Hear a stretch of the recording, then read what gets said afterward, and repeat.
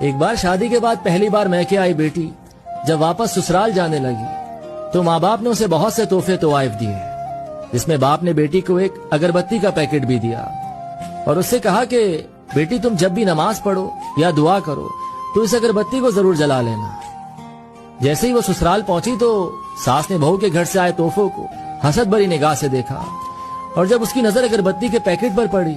تو من ہی من میں ہنسنے لگی کہ بھلا کون سا باپ اپنی بیٹی کو تحفے میں اگربتی کا پیکٹ دیتا ہے۔ صبح جب بیٹی نماز کے لیے اٹھی تو اس نے باپ کے دیے ہوئے اگربتی کے پیکٹ کو کھولا تو اس میں سے ایک چٹھی بھی نکلی جس میں لکھا تھا کہ بیٹیا، یہ اگربتی خود تو جلتی ہے لیکن اپنی مہک سے پورے گھر کو مہکا دیتی ہے۔ ہو سکتا ہے تم کبھی اپنے شوہر سے روٹھ جاؤ یا کسی بات پر ساس سسر سے ناراض ہو جاؤ، دیور یا ننن کی کوئی بات تمہیں بری لگ جائے تو تم میری دی ہوئی اس نصیحت کو یاد رکھنا، اس اگربتی کی طرح جلنا۔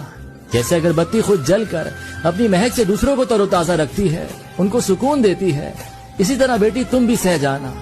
اپنے سسرال کو میکا سمجھ کر اپنے اچھے رویے اور خوش اخلاقی سے ان کے گھر کے سکون کی وجہ بن جانا۔ یہ پڑھ کر بیٹی پھوٹ پھوٹ کر رونے لگی تو اس کا شوہر اور ساس سسر بھی وہاں پہنچ گئے اور پوچھنے لگے کہ کیا ہوا، تو بہو نے وہ چٹھی اپنے شوہر کو دے دی۔